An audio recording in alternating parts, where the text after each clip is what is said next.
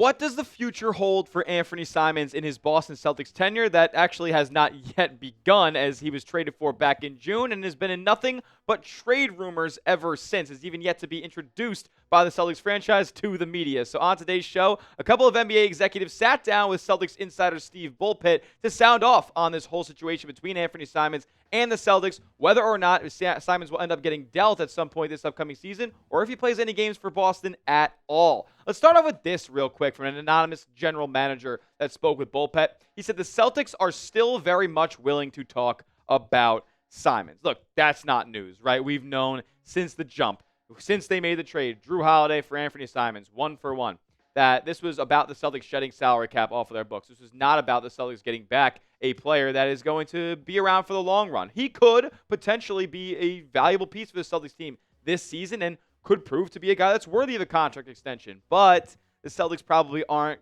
ready to commit $25 to $30 million a year to Anfernee Simons in the summer of 2026. So in all likelihood, they're going to try to trade him, and that has been the case this entire summer at this point, but no market has materialized just yet on an Anfernee Simons trade. And for any and all Anfernee Simons trade updates, we will cover them all right here at Boston Celtics Today. This is why you subscribe. Any and all Celtics trade updates, rumors, no matter how big or small, you're going to see a video on the channel here about them. Subscribe and turn notifications on so you never miss a moment here at Celtics Today. Some executives think it's best, actually, for Boston to hold on to Anfernee Simons, to hold on to him potentially for the entire season, perhaps. Here's what one anonymous NBA exec had to say that was not the one that we previously spoke about before. He said, I don't know what the Celtics are thinking, but other than Jaylen Brown, there's not a better scorer than Simons on that roster. I mean, they obviously aren't going to play the same way they played when they had Porzingis and Horford and Holiday. Joe Mazzulla is going to have a completely changed style of play. And Simons, nobody can score like him on that team other than Brown. He's the second best scorer, and it's not even close.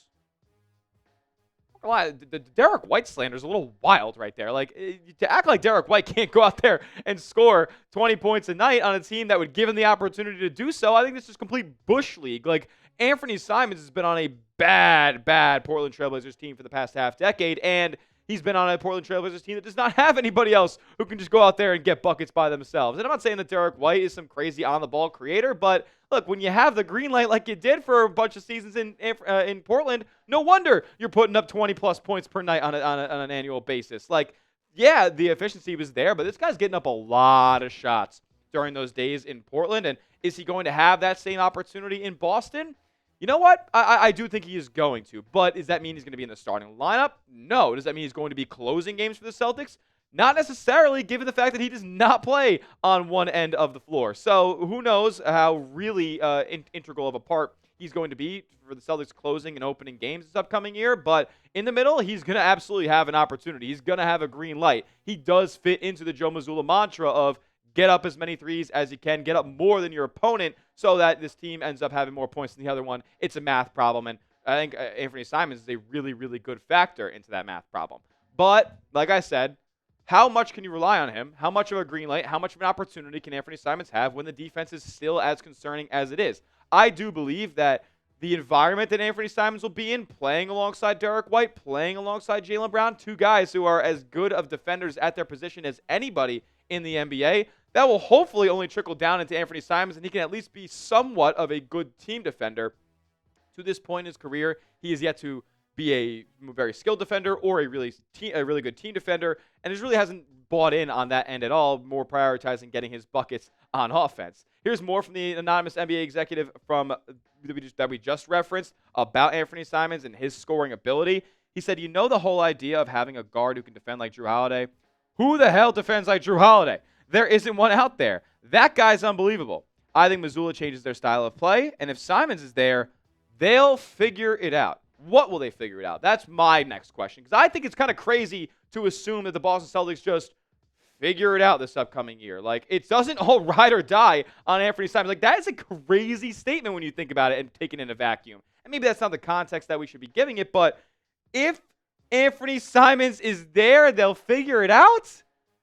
What? I mean, look, maybe I'm contextualizing it wrong, but that just does not compute to me whatsoever. This team does not make or break, ride or die on Anfernee Simons. And that wasn't even his craziest take that he had. Look, I don't think that this team is make or break on Anfernee Simons. Yes, they definitely need another ball handler off of the bench, and that's why I presume that Peyton Pritchard and Derek White will start, and then Simons comes off of the pine as that sixth man. But like this team isn't going to win a difference of 10 or 15 games because Anfernee Simons is on the team versus him not being on the team. Still, this team's still going to be pretty bad, and all the supporting cast outside of Jaylen Brown, Derek White, and Peyton Pritchard are pretty mediocre to below average players in this league. So I don't think that Anfernee Simons is like God holding up the earth right here that is the Boston Celtics this upcoming season. That's just not how the case is going to be at all. And the same anonymous exec said this as well about Simons. This was the craziest take that I was talking about. I bet you he's their leading scorer. Even with Jaylen, he's going to have the ball a lot. And that dude can really score. That offense is going to have to change to accommodate him on and the last year of his contract. He's going to let it fly.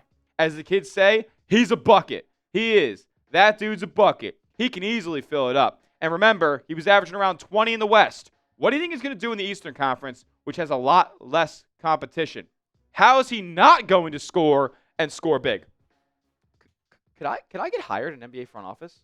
What type of rationalization is that? I mean, are you kidding me? He was averaging 20 in the West, so he's going to average 25 in the East. Well, what a ridiculous take. What a genuinely asinine statement to make. And do you guys understand the context at all? Where was Anfernee Simons scoring these 20-point per game? Well, they were getting blown up by 30. Of course he's going to score 20 because the other team's got backups in, and nobody's actually trying to make the Pacers, competitive. Like, those teams were so bad for so long, they were constantly in the top 3 odds in the lottery for the past 4 years. To act like this, he was going and getting the hard-earned 20 is so disingenuous that it's almost laughable at this point. A wild statement from that NBA executive. Whoever that team is, if you're hiring, I'm here. Let me know. Who's the leading scorer for the Boston Celtics this upcoming season? Jaylen Brown, type JB. Anfernee Simons, you're a crazy person, type AS down in the comment section. I'm trying to hear where the green teamers are at on who the Celtics leading scorer is going to be with Jason Tatum on the sideline. All right, let's shift to Anfernee Simons' trade stuff because that's just going to get me a lot more level-headed than Anfernee Simons is going to be your leading scorer for next season. What an unbelievable take. But some executives do think that a trade is going to take a while here. Obviously, we know no market has materialized to this point. If Brad Stevens saw a deal that was worth making, then he would have made it already. But that deal has not come, and it looks like in all likelihood that Simons is going to start this year on the Boston Celtics. Another anonymous NBA executive, not the crazy guy that we were just referencing, said the following. Anfernee Simons makes $27 million plus. Who's got room to put that in their cap? And he's up after this year. So the Celtics aren't going to want to take back anything that would load in more salary of less flexibility. I think, unless they are presented with some sweetheart situation, the most likely time for Simons to get moved, again, if he even does, would be at the trade deadline. I could see Boston being out of it, and another team thinking that they need a scorer like Simons to put them over the top.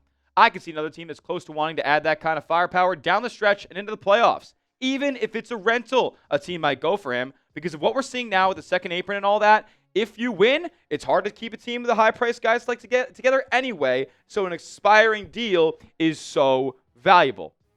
Sign me up, baby. Go get me more value for Anfernee Simons when the calendar turns to 2026. I will say this. When they do trade Anfernee Simons, it's not likely to be an entire salary dump. That's kind of what that exec was referencing. How many teams can take $27 million into their cap? How about let's break this salary up a little bit and take back maybe $20 million or $25 million back in the deal, but it's two $12 million players here coming back to Boston. One of those guys can get flipped, and then all of a sudden, you are underneath the luxury tax. That's all it's going to take.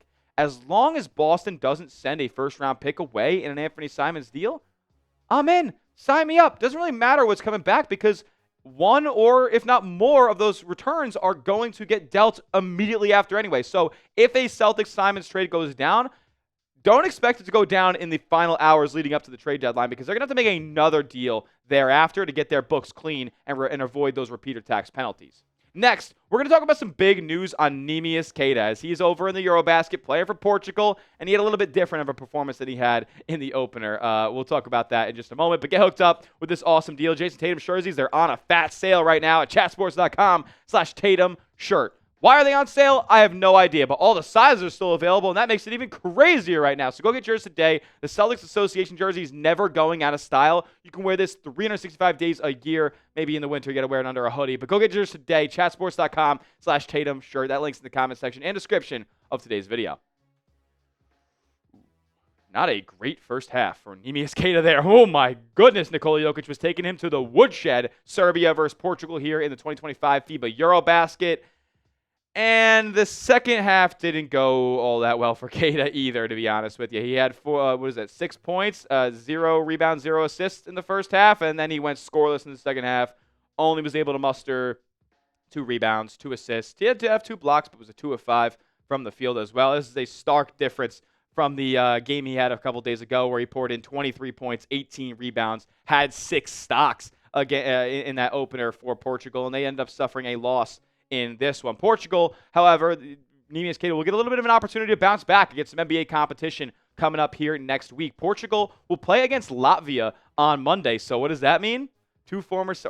One former Celtic meeting his former teammate. Kristaps Porzingis will be matching up against Neemias Queta on Monday.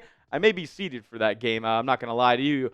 And Porzingis, he had a really rough game to open his EuroBasket and then ended up having a nice bounce-back game, had 26 points, 8 rebounds. So it was good to see him back out there in game shape. I wish it could have been like that for the 2025 NBA playoffs. What do you guys think? Do you believe in Neemias Queta as the starting center of the Boston Celtics? Let me know down in the comment section, yes or no. Look, we don't have much of a choice at this point, but what do you believe? You believe in him as a starter? Let me know down below. Make sure you give me a follow over on Twitter at Tyler J. Smith. 2 H's because the name's common, but I am not. And make sure you are subscribed to the channel. That will do it for today's edition of Celtics Today by Chat Sports. YouTube.com/Celtics TV for the best and most consistent Celtics content on YouTube all offseason long. We'll see you in the next one. And as always, let's go C's.